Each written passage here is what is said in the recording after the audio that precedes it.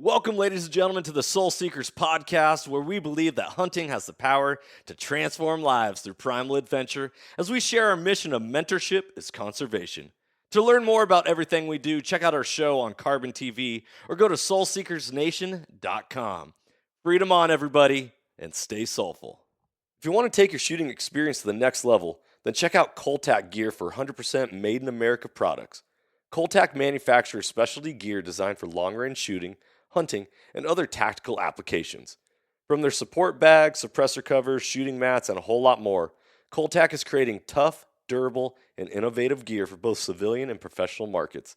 Go to coltac.com to see all that they have to offer. That's cole-tac.com. If you are wanting to become more accurate and deadly with your shooting, one of the best things you can do is upgrade your trigger with a Timney. Timney triggers are 100% made in America and have been since their founding, providing a crisp, reliable, and repeatable trigger break every time. I'll be shooting Timney triggers in my guns this year, and I hope you'll join me in shooting the world's finest trigger. Go to timneytriggers.com to get yours today. If you're looking to take your hunting to another level, there's no better way to do it than by subscribing to onX Hunt. If you want to get better at hunting and go deeper into your scouting, onX is the #1 GPS app for that. Join the millions of hunters who trust onX Hunt to find more game, discover new access, and hunt smarter. If you want to know more about onX, go to onxmaps.com/hunt or download their app today for a free trial. All right, ladies and gentlemen, welcome back to another episode of the Soul Seekers podcast. I'm Johnny Mack, recording live from the Huxwrx Safety Co booth here in Salt Lake City, Utah, at the Western Hunting and Conservation Expo, put on by the Mule Deer Foundation. Hope you guys are doing well. Thanks for tuning in to this episode. Today's episode is all about sharpening yourself, and maybe a little bit about sharpening a knife, as we got two fellas from Huxwrx Sharpeners. We got Steve Baker and Matt Elliott here to talk about how to sharpen knives, how to retain an edge, and why a dull knife is dangerous. So we'll get into all that stuff, and we'll share some stories and anecdotal evidence as well. So, guys, thanks for joining me for an episode, brothers. You're welcome. Yeah, thanks for having us. Yeah, what do you guys think of the show?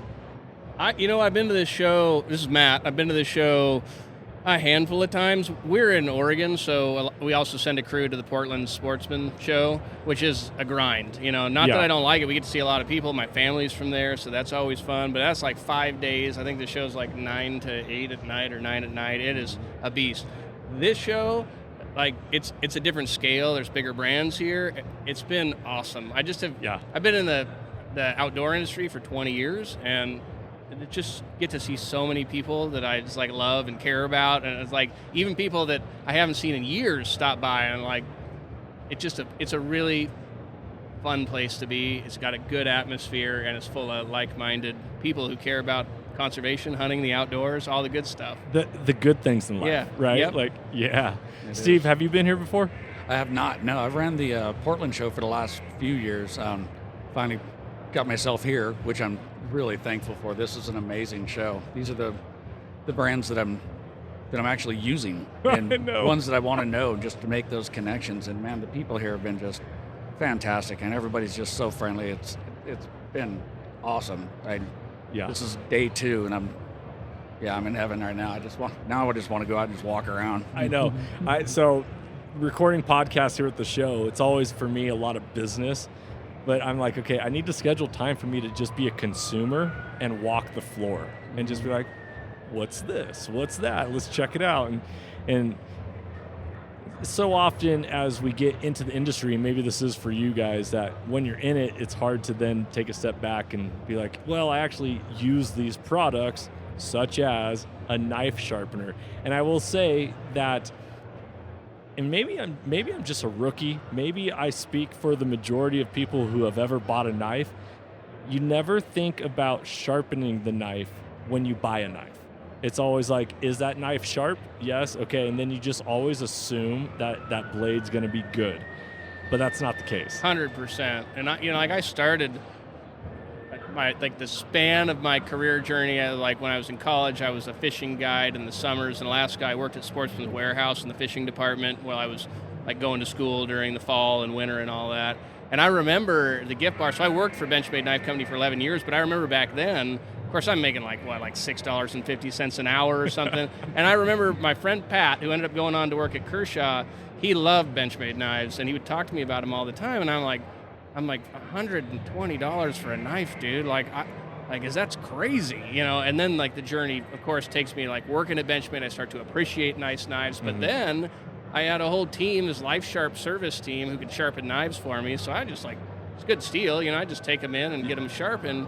It wasn't until maybe the last 3-4 years of my career at Benchmade that I got a hold of we started doing a partnership collaboration project, the Guided Field Sharpener with Benchmade, and I got one, and it always felt like, I don't know, like you sprinkle some magic fairy dust on a knife, and if you know how to do that, you can sharpen it. It was it felt like snake oil. Yeah. But I got that Guided Field Sharpener, and I was like, holy cow, I can get a knife sharp. And it was like this man skill that I never had that really felt like I all of a sudden had a capability to not just have a knife, but to actually have a useful knife. Right. Because a dull knife it's not worth anything. It's dangerous, like you said. No, it's not worth anything. You're going to end up putting way too much force into things, just trying to get work done. That's when things become dangerous. Yeah. So it's one of the fun things I really love about working with Worksharp is we actually get to show people those things. Like, Matt, you just mentioned those fairy dust and how do I make this happen? And everybody has that story of, your uncle, your grandpa, or whoever. They pull the stone out of their pocket, they spit on it, they rub it on there, and the knife is magically sharp, right? I was going to bring that up. Yeah. So everybody, it's like this black magic thing. So one of the things I really like doing is, especially when we're at these shows, or I also teach sharpening classes at like ladies hunt camp and these types of things, it's just demystifying what sharpening is. It's not black magic. It's not fairy dust. It's simple geometry and it's material removal. You just have to have a little bit of education, and if you got the right tool, it's super easy to do. Dude, I remember having a sharpening stone, like a white stone as a kid, that it was given to me as a gift. And I would read the instructions, and it was like, you got to spit on it or lubricate it. And I'm like, okay, and I'm taking my knife on. I'm like, this is not working. I don't understand. And granted, I was a child, right? So very immature and not experienced. Now, at the same time, I could not figure out how to get a knife sharp. Maybe my intelligence was lacking, or but what you got, your Guided Field Sharpener, if I have a knife with me, especially when I'm backcountry hunting or I'm hunting in general, that stays with me regardless. I don't care how much it weighs. I know how to use it, and I get my knife sharp. So that extra weight, even though it doesn't weigh that much, I'm like, that's worth it to me because I want to make sure I have a sharp blade. The thing we aim for in every product we make is fast, easy to use, works every time, and it's the guide system that really creates that. Of course, quality abrasives are huge, the ergonomics of the device, the way we present the instructions if somebody's looking for something, but we want somebody to be able to take something out of the box and just be able to get sharp. And the GFS, and a lot of us don't really follow instructions very well. My wife, Lacey, can tell you that, but the GFS will do that. It's hard actually to not understand what it's doing for you. It's very intuitive, and fast is relative, because I'll repurpose a dad. We're all fathers here. I'll repurpose a dad joke I created for turkey hunting. But what do doctors and knife sharpening have in common? What? Patience. Oh yeah. It's an important virtue. Yes. Well played. Yes. I love that. Well, going back to purchasing a knife, as I got into hunting, now granted I was a late hunter in my 30s, and I am trying to consume as much content as possible, and I'm looking at replaceable blades. And I'm like, oh, well, I don't really know how to sharpen a knife, so that sounds like that's probably the best way for me to go, which work great, but those scalpel blades dull so fast. And then you got to make sure you have enough replacements, and then you got to make sure that you dispose of them properly. And then when you're working around bone, it gets really challenging, and joints and all that stuff. And so I was like, okay, I need to get a good fixed blade. So I got a fixed blade, and how I ended up purchasing my knife is I wanted to get the best steel possible that held an edge, because I didn't know how to sharpen a knife. Yep. And maybe that hurt my pocketbook a little bit, but it also made it more challenging to sharpen a knife because once that steel lost an edge, it was very hard to get it back because of how hard it was to sharpen it. Do you guys encounter that a lot? Every day, yeah. People always, they come up, they want to know what steel to get. It's like, well, if you have a good sharpener and you know how to use it, it really doesn't matter what steel you have. You're gonna have to touch it up more often, but on the downside of that, what you experience, if you do let it get dull, it's a bugger to get back. It takes a little bit of time. So yeah, we experience that a lot. So that is just like nutrition. It's easier to maintain than it is to recover. 1,000,000%. Yes. And there's other things that come along with that are important to know. The most important is, the best way to make your sharpening experience as good as possible is to just touch your edge up. So as soon as you start to feel any drop in performance, which will take a little longer or a lot longer depending on the geometries of your blade and the quality of the steel and the heat treatment. There's a lot that goes into that beyond just like, oh, I got S30V or I got S90V or whatever. Like, it has to be made well also. But if you just keep it sharp, it will stay sharp. And so as soon as you start to feel a little drop in performance, just touch it up real quick. I mean, like an S90V, like I think you mentioned you had a Benchmade altitude. Yep. Okay, which we can talk about the belt sharpening experience on that. But like that altitude, that S90V, it is ridiculously hard to get sharp once you let it actually get fully dull. Once at the apex of your edge, once that's flat or is broken off, that's a problem. But at first, it's just starting to roll over. And that steel that your dad always had, and you're like, what are you doing, Dad? He's like in the kitchen with the kitchen knives, winging that thing around. He probably doesn't know what he's doing at that point either, but it looks cool.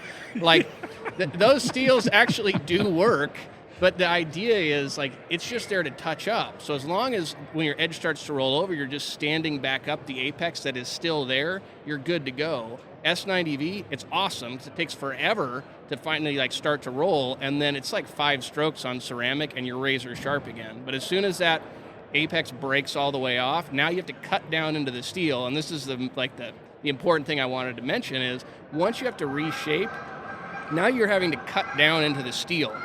And so if you keep it sharp, you still have the same amount of knife there basically forever. You can pass that down to your kids someday. It'll last lifetimes. If you let it go dull, eventually it winds up that little toothpick thing your grandpa would pull out of his pocket that he sharpened on a belt sharpener over and over and isn't even sharp anymore.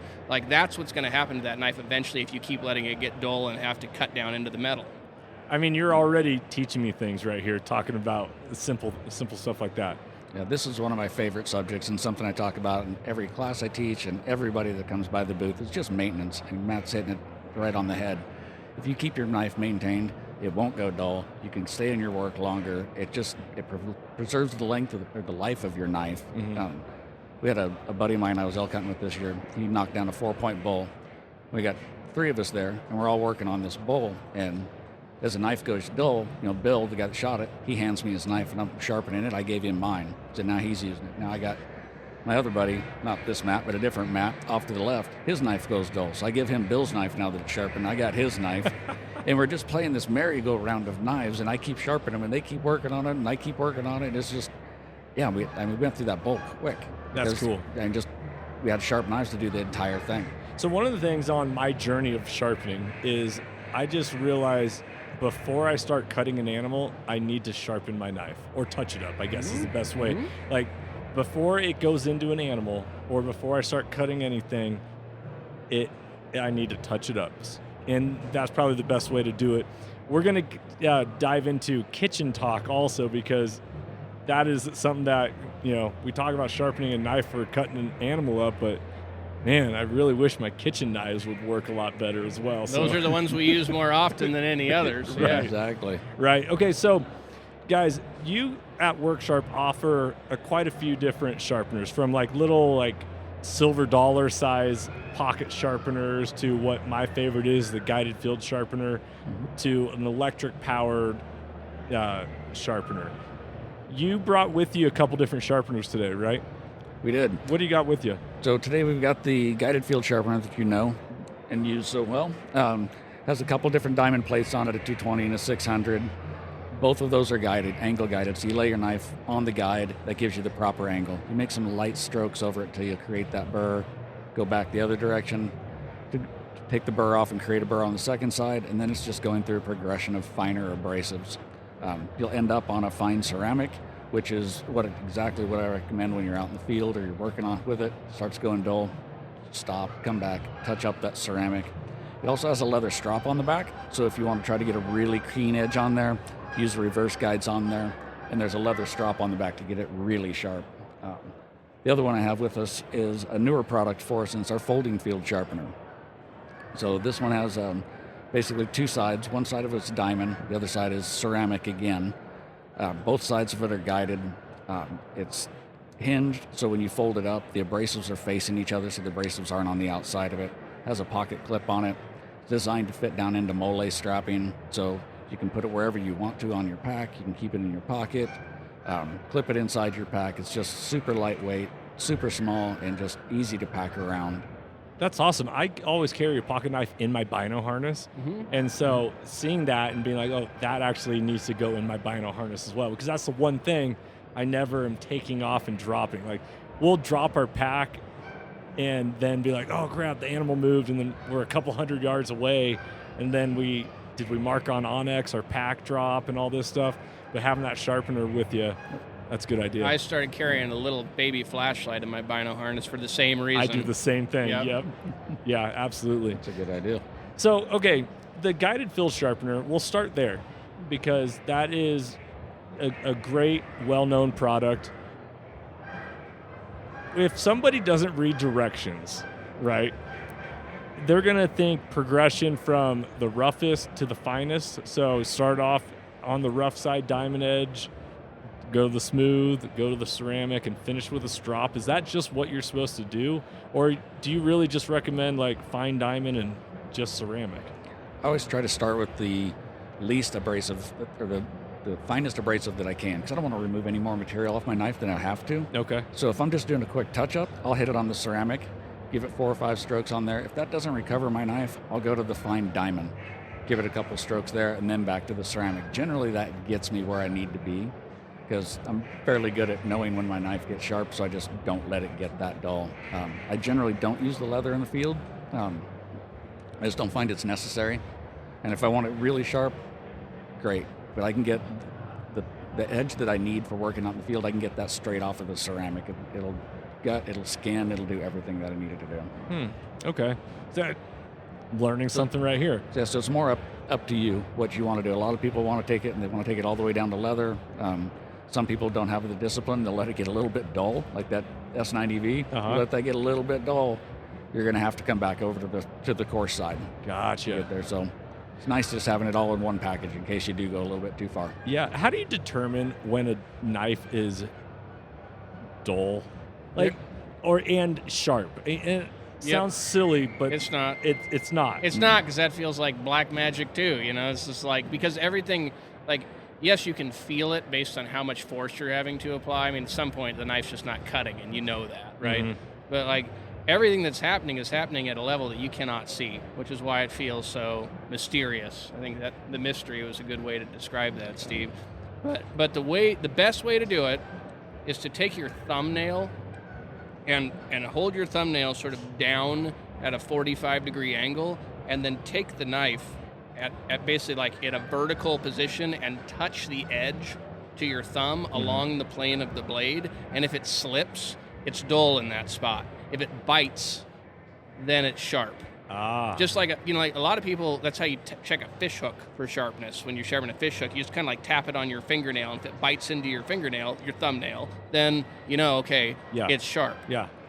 That makes sense. I would always take it like almost like a 90-degree angle and just take it and rub it side to side and see if it's shaving.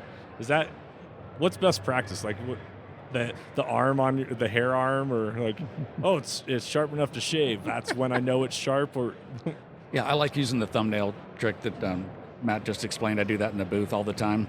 The other way to do it is to take your knife and just look straight into the cutting edge. If you have good lighting above you, or the sun or fluorescent or whatever, if you look at it and if you start seeing reflection coming off of that light, those are spots that are damaged and they need some attention.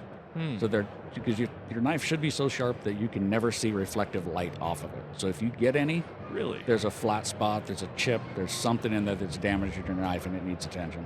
Yeah, and I see people all the time, they'll run their thumb across the edge and be like, ooh, that's sharp. And I know what they're feeling for in that case. They want it to feel almost like it's biting when they're running their thumb across to the edge of the blade.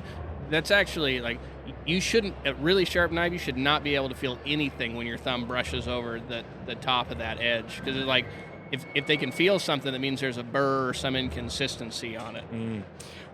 What about the guys who pick up a knife at a gas station and they see the little Tupperware bucket and it's like, hey, $10 for a knife, sweet. There's a big difference between me going to Benchmade and picking up a knife with S90V steel and whatever steel is in that bucket on that knife, but it all sharpens the exact same, right? You guys are chuckling. The process of sharpening is the same. The experience you're going to get out of that knife is drastically different. Can you expand on that a little bit? Yeah, these knives, people will hold them, they'll have them, and they'll keep them for years. And it's like, oh, this is a great knife, but it's been my experience. The first time I hand somebody, I'll pull a knife out of my pocket, whether it's a Benchmade or whether it's one of ours, and I hand it to somebody, and they get to start using it, and they look at it, and they feel it. They're like, oh, there's a difference. And especially once they start using it, because they're going to realize that, because most likely they're so used to having that dull knife that it doesn't bother them anymore because it's been dull for so long. Probably like the second time they used it after the gas station stopped. But you give them a quality knife with good steel and good materials. It just feels better, it sharpens better, it cuts better, it does everything better. And I don't know how to really explain it, but you can feel it. You just know. When you have a good knife in your hand and you start using it, you just know that you've made the right choice. Yeah, I had a Porsche one time before I started having children. It was really fun to drive. And I went from a Toyota 4Runner to my Porsche, and I was like, oh, I get it now. They're both doing the exact same thing, right? They're getting me from point A to point B, but that one is way more fun to drive and way more fun to use and apply into what we're doing. So talking about... Unless you're going to Home Depot, and so it's also totally depends on what is my primary use for this knife, right? I don't want to take a big Tonto fixed blade out elk hunting. Right. That's not going to do what I need it to. So edge geometry is an important component of that experience. How much radius do I have in my blade edge? The more radius you have, the more length of blade, the more you're spreading that cut across that surface, and that also will make for better edge retention because you're applying the cut to a longer surface, so it wears slower over time. Yes. So what does the point look like? If you have a knife with a trailing point, where the point is actually below the center line of the knife. Well, if I go to gut an animal, I'm trying to make that cut, from down below, in the belly area up to the sternum. Well, if that trailing point's pointing down, that's a much more difficult knife to not end up poking into some guts with when I'm making the cut. So it's what is the intention of that knife is an important thing to pay attention to. Right. A knife is not just a knife. It's a tool, and it's an application for it, right? Well just said. like weapons. And people are talking about guns, well, you already have a gun. What do you need another one for? And it's well, I can't do everything with a flathead screwdriver. I need a Phillips as well, right? 100%. And so this is what we're talking Great about. point. All right, so when we're talking about sharpening knives, a lot of the Guided Field Sharpener has angles on it. Yep. And how do I know what the angle of my knife blade is at? Or am I supposed to know? Or is that just That's another one of my favorite subjects, and this might irritate a lot of people. I don't particularly care what angle my knife that I just bought comes to. I think it's blown out of proportion. You can have a 15-degree knife that's dull. I'll take a 20-degree knife that's sharp any day. As long as my knife is sharp, that's what I'm after. And I also like the ease of knowing that all of my pocket knives and all of my hunting knives are at 20 degrees. So now I don't have to worry about what angle I have to go back and sharpen them to. And I also want my knives to be at an angle that the sharpener that I'm carrying in the field complements that. So I don't want to go out there with a 25-degree knife with a 20-degree sharpener. Now I got 5 degrees of material that I have to remove off of that thing once it gets dull. I'm going to be there for a while. So I'm going to sharpen my knives to the angle that I want them to be out in the field, to where my sharpener will actually complement that. Yeah. And I can make a a 20-degree blade sharp enough that I can take a 2x2 square paper, fold it like a book, and push cut down to the counter, and the paper will just fall apart. That's plenty sharp enough to do anything you're going to do out in the field. So this is my own personal opinion. I don't worry about angles. No doubt. You bring up a really fascinating point, because if you're so off on your angles, then it's going to take just more time. And then you're like, dude, my sharpener's not working. Mm-hmm. Something's wrong with this. I need to get a new sharpener. Yes. Now, okay, like back up just a minute, right? You said you were a football coach. Uh-huh. I can't imagine that you're telling your offensive line to stand there with their feet together when the defense is coming at them, right? Right. So it's like, what do you tell them to do? Get a wide base. Get a wide base, right? So that is the benefit to having a more obtuse or a wider angle, is you're going to have better edge retention. The problem with that is, if you're a running back, you're trying to hit a hole and you're running through there with a big wide stance, you're going to trip. Yep. You know, like, you got to get skinny. So you got to get skinny, right? So like, if you want something that's going to slice through the defense or whatever you're trying to cut, well, then you want a more acute angle. And you can actually take a more acute angle and you can sharpen it. You can put it to a more obtuse sharpener, like a guide. So if I have a 20-degree knife, I can put a 25-degree sharpener on that, and I'll get a micro bevel, because I need to be able to approach the actual apex of the cutting edge. What Steve is referring to is, if I've got a 25-degree angle and I try to sharpen that to 20, now I got to knock 5 degrees of shoulder out before my abrasive is actually going to touch the final edge of the knife. Interesting. That's exactly it. How hard do you actually have to press when sharpening a knife? Man, you were hitting all the buttons today. Dude, I have experience on like talking about a dull knife. This is awesome. Most people, they feel like they got to just manhandle a knife. You know, you see them, they'll like put a bench stone out in front of them. Their knuckles are going to be white. Their fingertips are going to be white. They're just applying way too much pressure to it. I try to convince people of this. Just let the abrasives do the work. That's their job. Keep a nice, a firm grip or light grip on it. Don't force it. The more force you put into something when you're sharpening a knife or even working on an angle, the more force you put into it, the less control you have over it. That's where mistakes can happen. And let the abrasives do the work. You're still going to get sharp. People think that if I press harder, that it's going to get sharper and it's going to get there faster, and it's just not true. So let the abrasives do the work. Come in there, nice controlled cuts. You're going to hold the angle across that GFS, that guided field sharpener. You're going to hold the angle better because you have less pressure and you have more control over it. So realistically, and you're going to get there, you're going to get sharp, and you're most likely to get sharp faster because you're going to have more control over it. Symmetry is really important, right? And so Very repeatability is really important, and it's much easier to know how to apply a repeatable light pressure than a hard pressure. And the other thing that's happening with an abrasive, like with a diamond abrasive, is that's diamond carbide that's encapsulated in nickel is how those plates are made. And at some point you start to push too hard, and it's going to pluck those carbides out of your diamond plate, and so the life of your plate is not going to last as long either, and you didn't need to do it to begin with, so don't. And so I actually think I might have beaten up my plates a little bit from pressing too hard, because I'm like, oh, I have to be able to see a burr, right? Or do I not have to be able to see a burr? Where's the You don't have to see the burr. Okay. You have to be able to feel the burr. Because a lot of these, especially when you get into higher end steels, you get up into the M390s and the S90Vs, like your altitude, you're not going to see the burr because they form a very small burr. The softer materials, softer steels, you'll build up a little bit bigger burr up. So at my age, I can't see the burr anyway. That's why I'm staring at you through a set of cheaters. But no, you won't.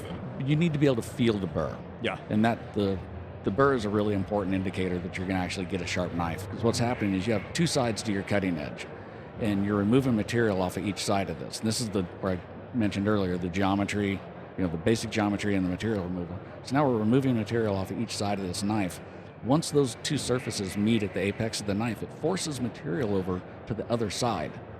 And that's where you create that burr. And it's something that you want. You have to have that because that's your indicator that you've reached the apex. Once you've done that, now you go back to the other side and you do the same amount of work.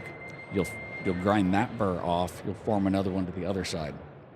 Once you're there, now you can go to the finer abrasives and work down through those, like go to the fine diamond and then to the ceramic. Nice light strokes on the ceramic, and you're going to come out with an incredibly sharp knife. Interesting. Okay, so I've always pinched the knife blade and then ran my fingers across the blade, and if my fingers are dirty afterwards, I'm like, okay, I did something to my blade. Yeah, you did.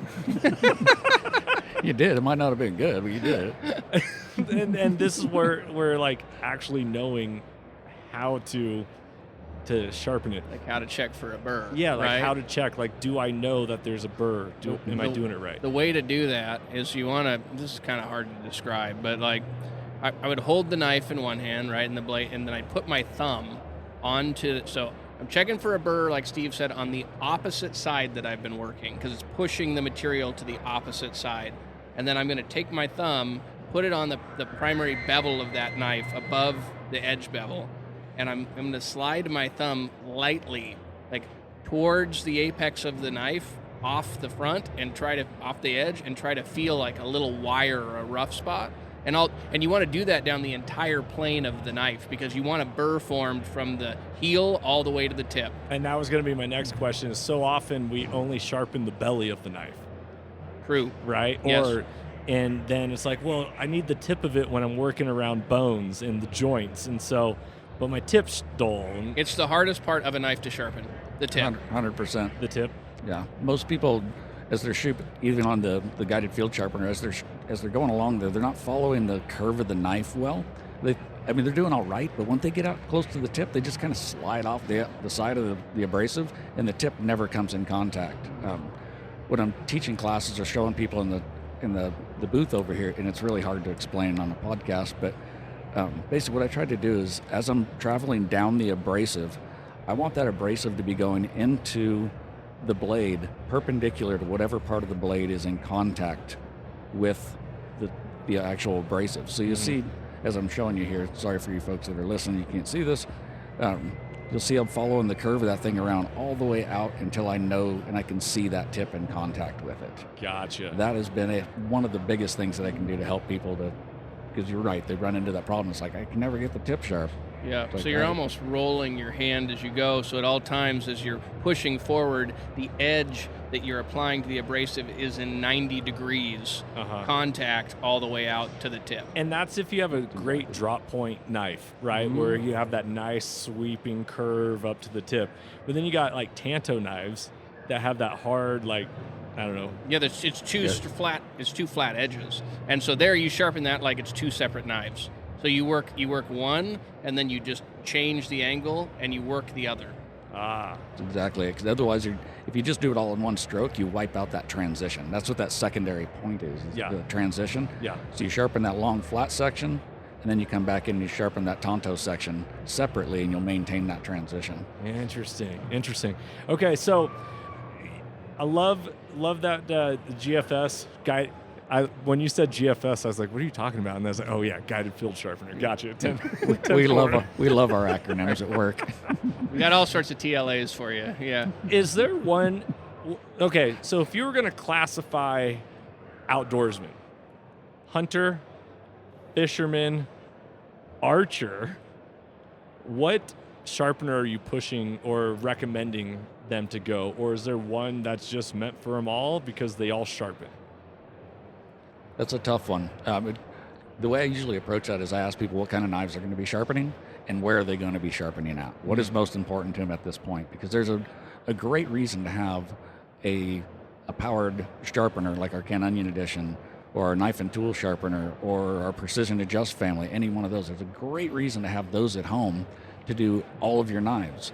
But you also need to have something that you can take out in the field. None of those are really suitable to carry around in your pack with you. So I always try to find out, where are you going to be sharpening? What are you primarily going to be sharpening? And start with that direction. If I had to pick one sharpener, if I could only have one out of our entire product line, it would be the Guided Field Sharpener, just because it'll do everything I need it to. But it's kind of like having my motorcycle, for example. It's a dual sport. It's not a great street bike, and it's not a great dirt bike, but it does the majority of it really well, which is what the GFS is. But there's better options if you're going to be at your home on your bench. Yeah, jack of all trades, ace of none. Mm-hmm. Exactly. Yeah, absolutely. Yeah, if you wanted the ultimate, and this goes for, we're talking about knives here, because frankly, we don't make a great fish hook sharpener.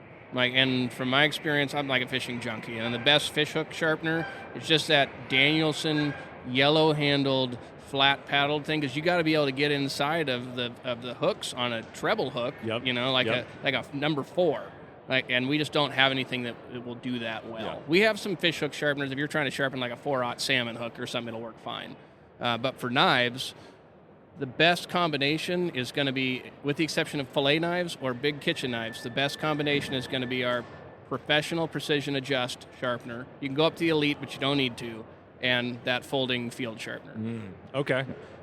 That'll do everything you need it to do. And that fold. So what is the price point on these? Like this folding field sharpener, that's a new product. Yep. Was it $20? It's 30, 30? 30, $35. I just took a random guess, by the way. And then the Pro PA is $250. Okay, yeah. So, how much do you want to invest into sharpening your knives? Yeah, we have a precision. Steve actually is the engineer that created the precision adjust. This before the predecessor to the Pro PA. He's a humble guy. Way to go, I like to Steve. make Steve blush. It's fun. Yeah. So he knows everything about this, but that is a rod and clamp style sharpener, the precision adjust and the professional precision adjust. And the deal with those is they're the only style of sharpener. Okay, there are many different companies that make rod and clamp style sharpeners. Wicked Edge makes a rod and clamp style sharpener. Lansky makes one. But it's the only style of sharpener that puts your knife in a clamp, and it holds your blade and edge in a fixed position, and it holds the rod and abrasive in a fixed position. So the repeatability is excellent. Yeah, you don't have to worry about your angles getting off. That's right. And we make a $70 version, which is the one Steve created, like the base model, which is the precision adjust. And if somebody's like, look, man, I just want a rod and clamp style sharpener, that's about the best one you're going to get for that price, that is just going to give you the repeatability, and it will get your hunting knives absolutely sharp. And now you're in $100 between the folding field sharpener and the precision adjust. Okay, so, man, I got a couple different things I want to hit before we move into the kitchen, because we kill an animal out in the field, we cut it up with our hunting knife, and we'll get to what do we do with the meat in the kitchen and what knife are we using after that. But I see on social media, and maybe not so much now, maybe it was like a year and a half ago, a lot of push for a lot of different clamp and rod style sharpeners, and their video commercials that they made. I was like, dude, there's a lot of sex appeal to this. Like, they're like making it look so awesome, and the type of knives and steels they're using, and I'm like, if I only had time for that. Like, that looks like it'd be cool, but I don't know. How much time does it typically take? This is subjective to how dull your knife is. I get that. Yeah, you could name this podcast, It Depends. It depends, yeah. But like, let's say a rod and clamp style sharpener. How much time do you actually put into sharpening a knife? On average, I can get a knife, hair shaven sharp in 5 minutes. Okay, yeah. And that it comes with some experience. I can take a knife. Anybody can hand me a knife. I can look at it and I can judge it and think, okay, I'm going to start here. I can look at it and kind of tell about where the angle is on it and stuff. So there's a little bit there. When you're first starting out, it might take you a little bit longer. Yeah. But yeah, by the time you get, proficient with it and you're comfortable with it, about 5 minutes, and I can have a really sharp knife off a manual system pretty easily. Dude, that's awesome. It's not that long. No. But if you keep your knives sharp, it doesn't take that long. Then you're going through a lot quicker. If you keep your knife sharp, it takes like 30 seconds. Yeah. And when I was out there, when I was telling you about the elk, helping Bill with his elk, he'd literally hand me my knife, or hand me his knife. I'd pick the sharpener up, and within 20 seconds, I'm back to working. Yeah. And my wife and I, we do the same thing at home when we cook. We got our knife block, and we have a ceramic rod in there, one of our tools, and I pull that out, and I give it 3 or 4 strokes per side every night, and it's been at least a year and a half since I've had to resharpen my knives, because I just keep them touched up. So it's quick. Okay, that's a great segue. So you keep a ceramic rod in your knife block at home. I do. And that's something that WrxSharp makes? Yes. And so if you have a steel rod in your knife block at home, just chuck it. No, they're good too. Are they good? Yeah, good. They're not as good as ceramic, but they're functional. It's like Dad probably didn't know what he was doing or whatever. But as long as you keep, because that steel is hardened to a Rockwell hardness that is harder than most kitchen knives, and so it will work as long as your edge hasn't broken off and you're just rolling it back up. The steel in a block that comes with your knife set is functional. So before you cut, swipe your knife on the steel. And before you put it away. Okay, there you go. Yep. That's huge. Okay, so I bought well, I bought. When my wife and I got married, we were gifted Henkel knives. Why Henkel? I don't know, because I heard my parents talking about it at some point. I was like, oh, those must be nice. They are. And so when I bring home, like this year, so in Texas is awesome. In Washington, you shoot one deer, right? Like you get one deer, you don't process a whole lot, so maybe you'll take it to a processor because of time, energy, all that. In Texas, you know, I can kill 4 deer. My older boy can kill 2 deer. My next boy can kill 2 deer. Like, there's a lot of cutting going on. And that gets expensive if you're taking it to a processor, so you want to make sure you know how to do it at home. Problem is that I love to trim that fat. I like real clean meat because I don't want to have to pull it out of a package later and then be like, oh, dang it, I need to trim this up and get it going. Paring knife, no good. All these knives in the knives block, no good.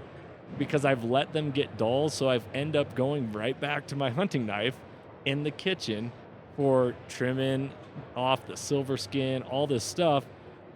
And I'm sharpening my knife, and I'm like, this is awesome. And then I look at this block of knives over here, and I'm like, I should be using those. Mm-hmm. Like, that's what they're for. But I'm not, because I've let them get dull. So you guys make the Ken Onion. Is the power sharpener the Ken Onion, or is that the name of it? I don't want to.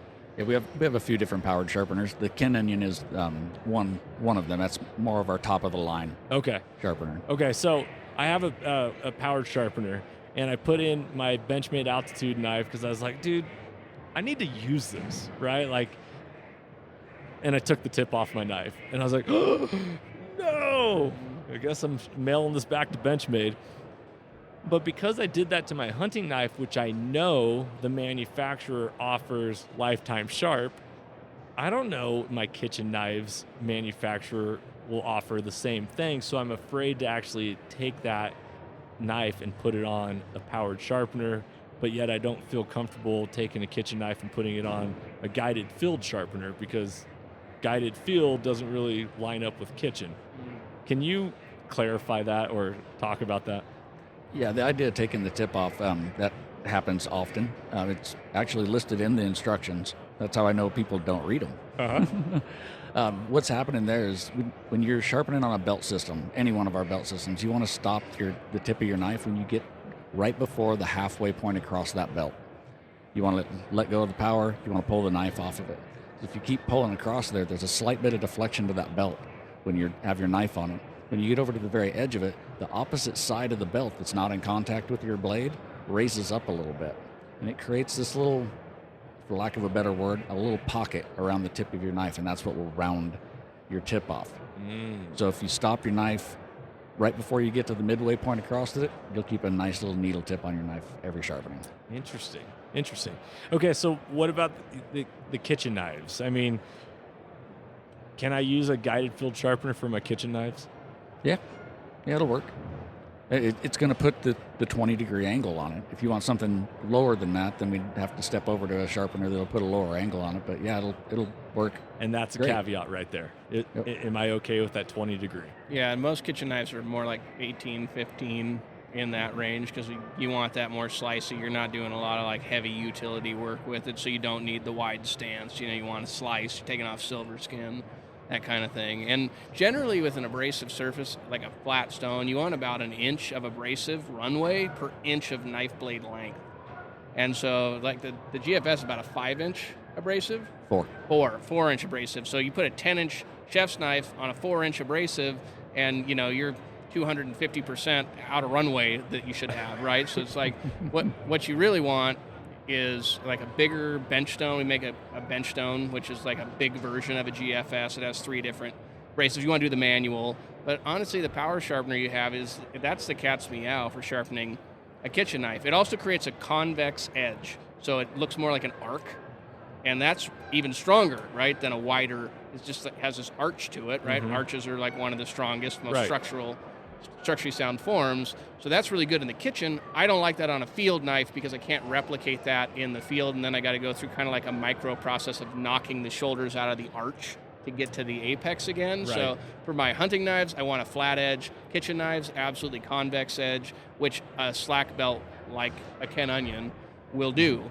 You just got to use it right, and using it right is what we call place, power, pull. So the other mistake people make is they pull the trigger so the belt's running, and then they dive the knife in while it's running, and then they pull back and they pull it all the way out. When they dive the knife in, that abrasive is coming in contact with the edge before it's actually at the right guided angle. And so we also will see knives where the back heel of the knife has a recurve to it, like it's been cupped in because they're doing that. What you want to do is you want to place it all the way to the bottom on the guide, then pull the trigger, then pull it back at about 1 inch per second until the tip is in the middle of the belt, and then release the button and pull straight up. Man, where were you guys last year? Should have called us. Like, We were in a booth right down there. And we have a whole array of videos on YouTube that the team's done a great job with. They're hysterical. They go all the way from like super nerdy to like, hey, I just want to use my Ken Onion. If you go to YouTube, the Worksharp Workshop, and you can search for, if you have a Ken Onion or a Benchstone or whatever, if you even just went to the main search bar and said like Worksharp Benchstone how to, one of those videos will pull up, and it'll walk through all of that in a simple, funny, like infotainment kind of way. Gotcha. I like that. Hey, how do I know if my steel on my GFS is worn out? And then do you guys sell replacement steel? Are you talking the diamond abrasives? Yeah. Yes. Once they just start being ineffective, honestly, I mean, it's hard to tell by just looking at it and running your finger over it. They'll when you first start using them, they feel very aggressive, right? Because all those particles, all the diamond particles, are really sharp, so they're really aggressive. But what happens is pretty soon those little particles, the little sharp tips on them, break down. So you get kind of this. All of a sudden, it's not cutting quite as well, but that thing will plateau out, and you'll get, I don't know, 50 to 100 sharpenings out of a set of plates before you ever even have to think about replacing them. So it's more about performance based, and I don't know. It's hard for people to like run their finger over and say, "Oh no, these are dull." Dude, you saying that, like you said, 50 to 100. When I got mine, I know I've sharpened my knife way more than that since having it, and I can tell that I'm like, it's not as effective. So I call you guys or go to your website and just replacement plates, and that's it. Yeah, we got all the available abrasives are on our website, so you can go on there. You can pick up the standard ones that are on the one that you buy. We also just launched an elite version of the Guided Field Sharpener that has a 400 and an 800 grit plate available with it too, and it comes in a case. So those abrasives, the case, all that is available at worksharptools.com. I like that. Also, the YouTube channel, I don't want to dismiss that. That's awesome that you guys have that. It all comes down to time, right? How long does it take to sharpen a knife? Do I have the time to set it all up? Do I have time to watch an educational video or read the instructions? Right? Yep. Time is currency, and we don't have a whole lot of it. So keep your knives sharp from the start and maintenance them, and then you are literally never going to have to spend the time, other than when your, mom, wife, husband, whatever, hands you a dull knife that they didn't take care of. Well, then you know how to do it. You could be in the field, your buddy hands you his knife because you're quartering out an elk, and he just let it, get trashed. Okay, well now I know how to do it. But for your own knives, it'll save you tons of time to just keep them maintained. Yeah. I covered a lot with you guys because I have a lot of experience with dull knives, unfortunately. What did I leave out? Is there anything that you're like, okay, we need to make sure we hit this? I think we covered quite a bit. Oh, broadheads. Let's talk about broadheads for a second. Yeah, we can talk about broadheads. So I run Annihilator broadheads. Annihilator shows a video of your GFS with their blade, just running it across, all that. Any tip on, or is it the exact same as a knife when you're sharpening broadheads? Because I know they make broadhead sharpeners with 2 different diamond plates that are V'd, and you're supposed to just swipe it there, and I'm like, I just don't trust it. Yeah, the idea of sharpening a broadhead, the procedure is basically the same. What you're really trying to do is it's just geometry and material removal, right? So what you're talking about is broadhead you can lay on a flat plate, and it sharpens that one whole surface, roll it over, do the same thing. I shot Muzzy ones for a while, and they're the same way. You can get them reasonably sharp. The geometry of the broadhead will never allow them to get really sharp. Matt and I did a video, I don't know, a couple of years ago now, where we were using the Precision Adjust family, and we were sharpening like Day 6 and Iron Will broadheads down to literally shaving sharp. So depending on the broadhead itself, like this year I switched over to QAD Exodus. I just wanted to see if I could do it. So I took them apart and pulled the blades out of them. I was able to put them in our professional precision adjust and hone those things down, and they're ridiculously sharp. So we can do certain broadheads. We can't do all of them, just there's such a variety out there in different blade shapes and thicknesses. Some of them we just can't hang on to. Others, they're replaceable blades. They're just not meant to be sharpened.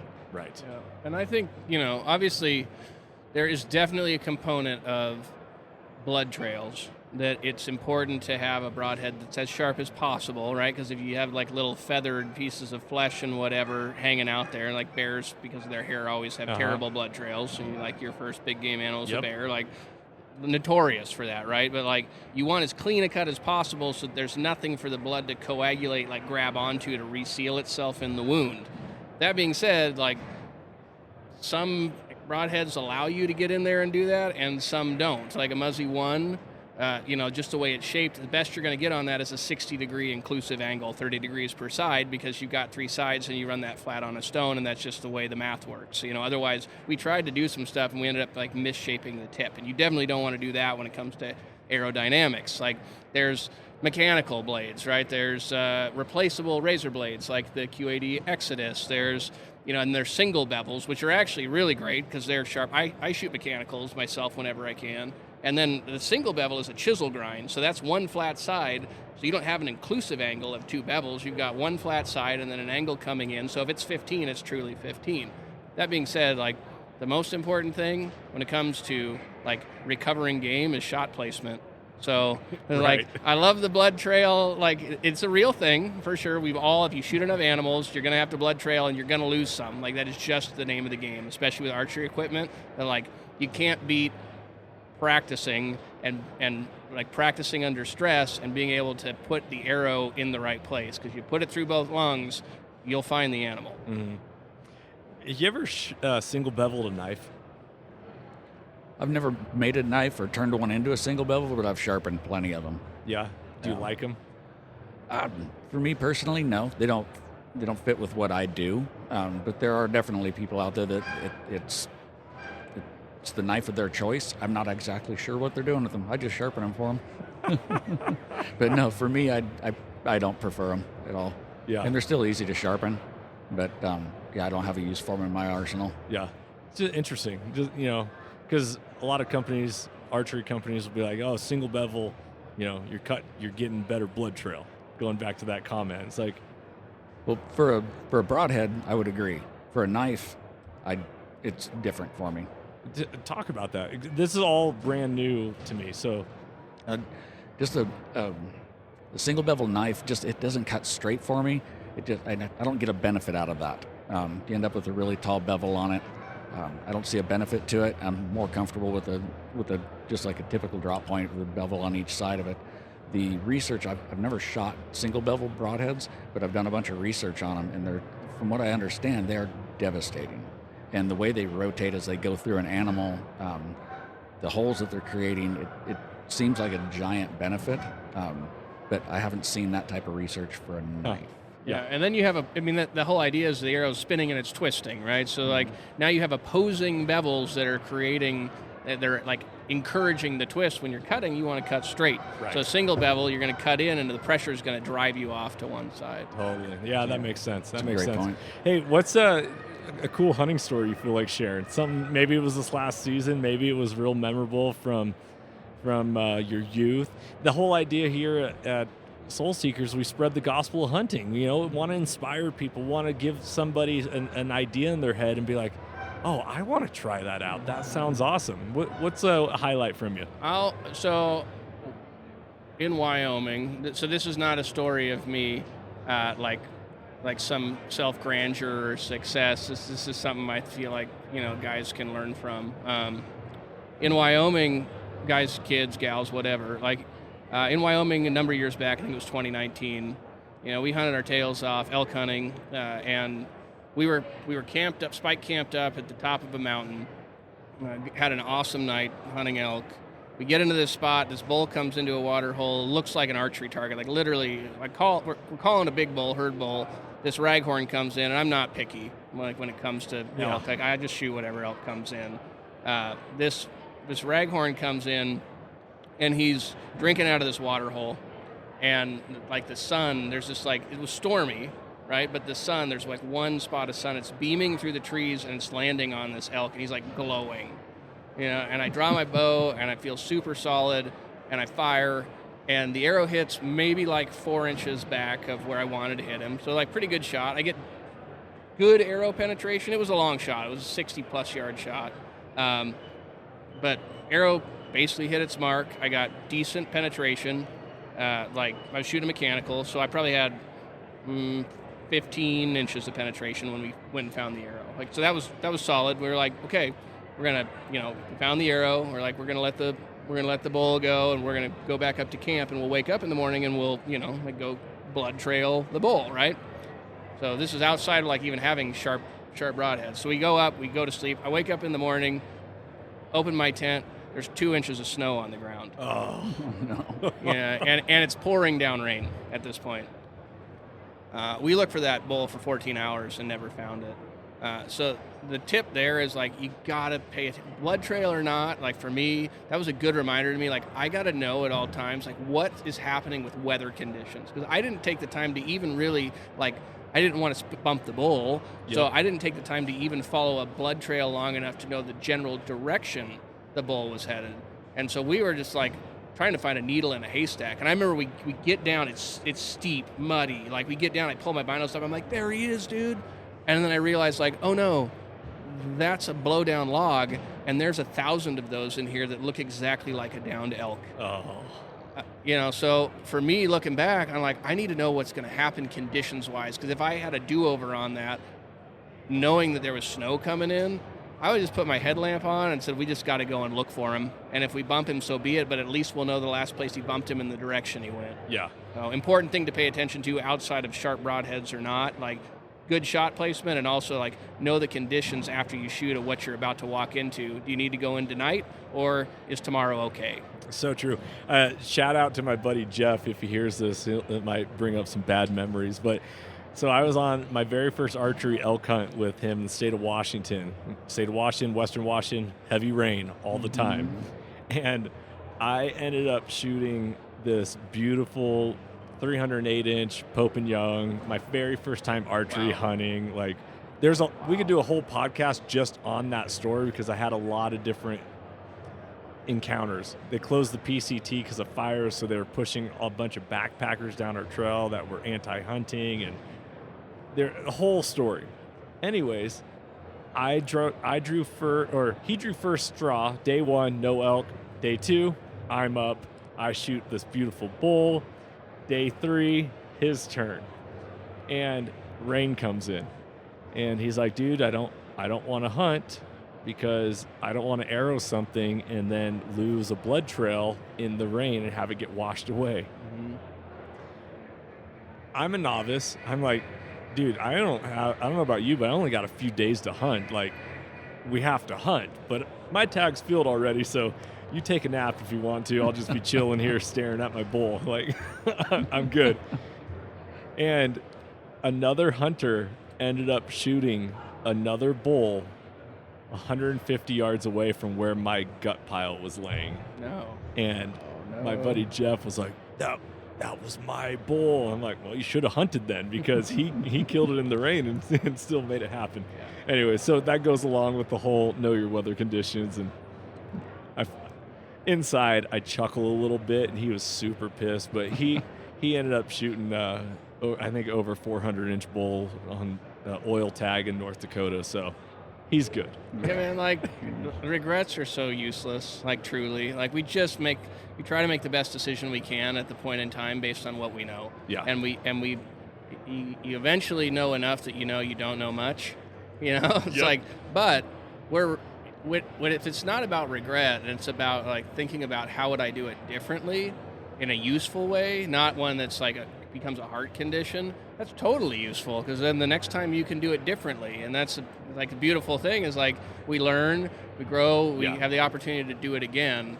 That's what it's about, man. It's about, it's like, I said this before, it is like, I'm passionate about hunting, right? Like, the success drives a passion in me, but the failures are like what has me obsessed. Yeah, I like that. I like that. That's a good point. Steve, how do you follow up on that? Like, I don't know. I'm going to give it a shot, though. yeah. So I hunted as a kid with my dad and a bunch of friends. Started archery hunting when I was in my late teens. After high school, went military. So I did a little bit of hunting when I was stationed out in North Dakota, and then ended up on the East Coast, and that was just a weird thing, hunting with population density like that, at least where I was at in Delaware.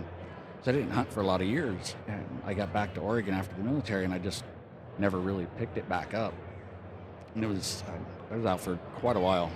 Finally decided I was going to get back into hunting, so went out, got a new bow, decided I'm going to do this. This is about the same time Matt started working with us, and him and I were out shooting a lot, and I was putting in a lot of work, just making sure I was shooting well, getting things dialed in. Bought a tree stand, first time I've ever hunted out of a tree stand. Went out and I practiced with it, and thinking, all right, man, I got this together. Found a place that looked like I had good deer sign and stuff. Found a place I was going to hang my tree, got ready. And I hunted all early season. In Oregon, you get early archery season during elk season for deer. And then you have a late season when the rut starts with the blacktail. And I was getting ready to go out. It's opening morning, so it was the day before. I was getting all my stuff ready, and for some reason I was just doubting myself. And I was like, I don't even know why I'm doing this. I'm not going to see anything. And I was voicing this, and my wife was standing there, and she just stopped me. She's like, you're being really negative. You put a ton of work into this. You know what you're doing. Why are you just so down on yourself? I was like, all right, you're right. I got all my stuff out, got it ready. That morning, I get everything out. I'm loading everything in the truck to take off, and it's raining. It's like, man. Told myself I was going to do this. I just pushed myself. Didn't really want to be out there. I hike up to the top of the ridge, get the tree stand set up. I climb up there, and I'm sitting down. And I'm sitting there in the rain thinking, this sucks. This is just not fun. I'm cold. I'm wet. That is not my jam. And I'm sitting there, and all of a sudden I hear something behind me. I've been in the tree stand about 15, 20 minutes. And it's just getting light. I hear something behind me. I look around the tree. Here comes a doe. Well, that's cool. At least I'm seeing something. So she makes her way around. She gets about 20 yards from my tree stand, and she pees.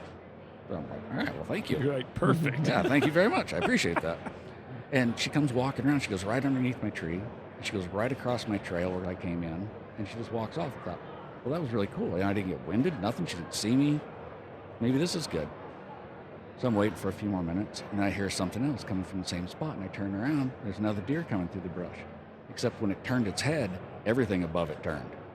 I was like, oh my, it's on. Here we go. Now my heart's racing, and I realize I don't have my stabilizer in position yet. I don't have an arrow knocked. I'm not ready for this. So I'm hiding behind the tree, literally my arms in front of my face, getting an arrow out, and I'm doing everything I can, get it all set up, get my stabilizer down, and I peek around the tree, and here he comes. And he walks right up to where that doe stopped and peed, and he sniffed down towards the ground, and then lifted his head, curled his lip, and as he's sniffing, he turned his head away from me, and I was able to draw. And I hit a really nice 4-point blacktail, broadside, double-lunged. I was in that tree stand less than 35 minutes. Wow. Congratulations. Thank you very much. I appreciate that. At that point, I'm just like, did that really happen? Because the deer ran about 30 yards, jumped over a log, couldn't see it, and then I'm starting to doubt myself again. I was like, that happened so fast. Did it really happen? I looked down, I'm missing an arrow, so it must have happened. So now I start texting Matt, because he's in another tree stand someplace across the valley. So I'm texting him. It's like, hey, this just happened. And he's asking me all these questions, like, well, what did it sound like when it hit? I said, it was loud. What did it do? I said, it donkey kicked. And Matt's just telling me, he's like, don't get out of the tree. You're going to chase it and you're going to bump it. So I'm sitting in the tree. It's like, oh, no, I got to get down. So eventually I hear this cow call down below me. Matt, good friend that he is, jumps out of his tree stand to come help me find this thing. But by that time, I'd got down, found my arrow, walked over the log it jumped over. And when I got to the other side of the log, couldn't find any blood anywhere. Now I'm just panicked. I'm like, oh my gosh, I wonder how far this thing went. And as I'm looking around, there's just this giant white behind sticking out of a manzanita bush. And there he was. So yeah, Matt came up and helped me pack him out, and it was awesome. Dude, you had me on every moment of that story right there. And that's it. I like to remember that story, and I keep it fresh in my mind. Yeah. It's the only archery buck I've ever killed, and it's the biggest buck I've ever killed. But it was the part of just having that self-doubt and doing it anyway, and making myself go out and do it. And that's led to me being out in the woods more and more and more. Typically, that's when we have our best stories, right? When we overcome something, a mental block or whatever. You point. Is that same with you? That's what Matt's always told me. It's like some of my best hunts have been the days when I didn't want to be there. Yeah. Mm-hmm. Yeah, it's always like the best hunts. Like my favorite hunts are hunts where I killed something on the very last day. And so I try to keep that in my mind, you know. And they're the first branch bull I ever killed. I went to the guy. We were in some really rugged country, and I had blisters on the backs of my heels that you could have put a quarter into, you know, flush. That like I was in a lot of pain even taking a step. I had the wrong boots, you know. I just wasn't ready for that kind of mountain terrain. And I went to this guy's tent and told him like, dude, I don't want to go today, you know. And he's like, dude, we have to go. I'm taking you to the hunting hole. It was like, it was my last day. I just wanted to give up. And he's like, you got to come with me, man. Like he talked me into it.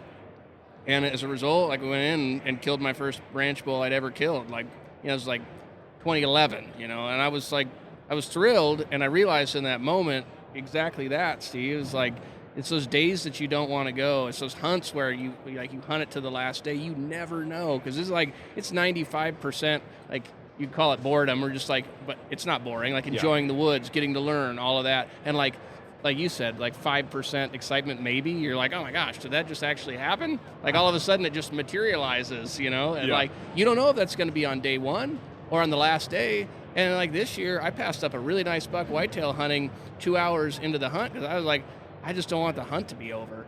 Right. Like I watched that buck walk off. I'm like, well, that probably is going to be the biggest deer I see this hunt. And it was, but I was happy with it because I don't want to like show up in some awesome new place and kill something in 2 hours and then just go sit in a house the rest of the time where everybody else is like getting to enjoy the woods. So like whatever you do, like just make sure that like you're doing it for the right reason, and that's ultimately about like just gratitude, appreciation for the outdoors, and like just getting to spend time. So if you want to kill that buck, that bull in the first hour, like good for you, man. Yeah. If you want to quit on the last day, like then be satisfied with it, but just know that might have been, even if it was a cruddy hunt all the way up until that point, the very last minutes of daylight might be when you find the success that you spent all that time investing in. And and those are the hunts that you will remember the most fondly. Guarantee you. Yeah. It's always one more day, one more ridge, one more cast. Yep.